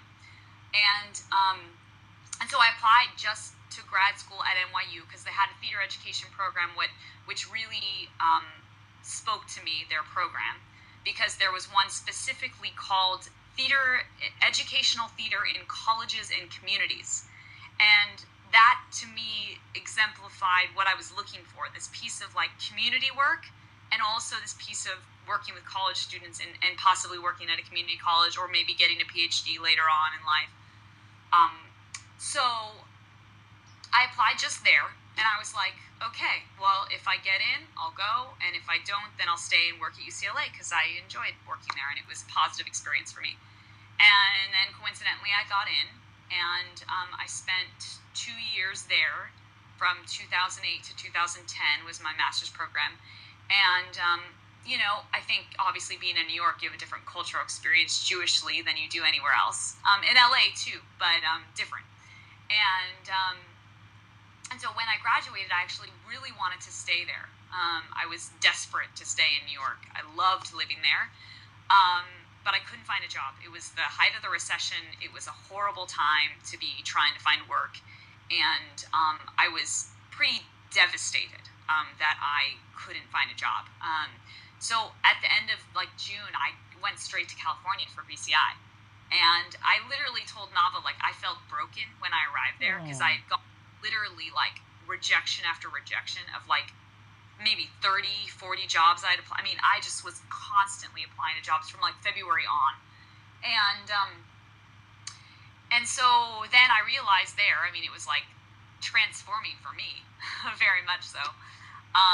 And I realized that I was going to be, it didn't really matter where I was. I just needed to find what I wanted to do. So I moved to Seattle, and very shortly after moving to Seattle, I met my fiance, who actually is not Jewish. So the interfaith piece has been a really big part of my Jewish journey over the past few years. It was extremely hard on my family, extremely hard on me. I actually even mentioned it at BCI this past summer because I was worried that they were going to judge me, like really worried that everyone there was going to judge me, and Yeah. If you so only, that was yeah, yeah. um, I don't feel. and so Yeah, the Jewish community, unfortunately, I know it's a. Yeah, we need to do more healing on all those other pieces where people who have come to belong and only found that, you know, that what they thought was people seeing them for who they are ultimately left and saying, no, you're not quite doing it the right way. right, right. So I had to realize for myself, and I think it actually was one of the best things that I could have done as a Jewish person, was to realize for myself what was important to me about my Judaism, and not just say that I'm Jewish and have that be what exists important to me, and what That's an I interesting wanted him to be conversation. a part of, and how we could share the religion together. And we agreed to raise our children Jewish, and that was really important part of our relationship, and something that we agreed upon really early on. And um, and so I think that's been really important for both of us, because we've been working with Canner, who's just been amazing and he also is, his relationship, he's not only is he gay, but also his partner identifies as being an atheist, I believe. So he has a different, and his connection to Judaism is, very important in their family and everything. So he served as a really beautiful model for us. And that's why I went to him, because I knew That's I could great. trust him. That's so great.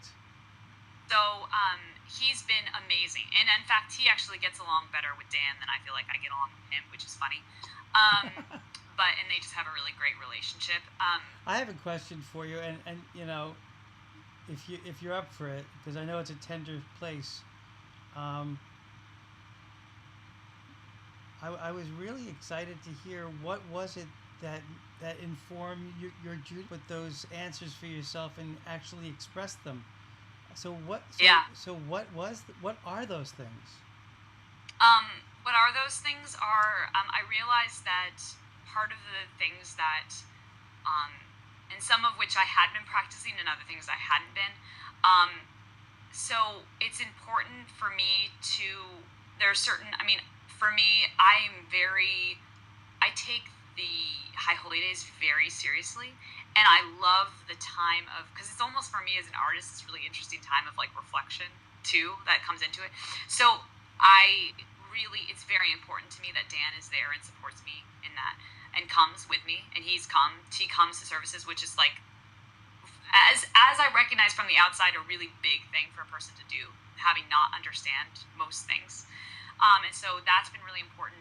Shabbat, and at least acknowledging it. In fact, he says Shabbat Shalom to me more. He remembers it more at this point now than I remember to say it to him, and that we create that environment for each other. So those things are important. The cultural connection within my family, and like what our family traditions are, and connecting to that. I think that there are some. See, the thing with Dan too that's interesting is that he just has a hard time with organized religion. He didn't grow up like Christian. Oh, my just FYI, my battery is literally at 1% right now, so I think it's gonna go at any point. So let me just say So this. yeah, It has been so much fun. It has been so deeply important and meaningful. You're a joy. Thank you for opening your heart. I hope we continue. and I hope the 1% gives you a chance to talk back and say something. Yeah, no, absolutely. No, thank you. And I agreed. A really nice and a great way to start my day today. Thank you. Just on this note, and I appreciate all the things you were saying to validate my own feelings and your own journeys and your discoveries as an artist and as a professional, because those are the same questions and discoveries that I'm making. So I appreciate that too. Sure. Well, hopefully we'll talk soon. All right. Yes, we will. Okay, great. So I'll reach out for you maybe in a couple weeks. Yeah, absolutely. No problem. Deborah, thank you. Thank you. Thank you. Okay, have a good day. You too. Bye. Be well.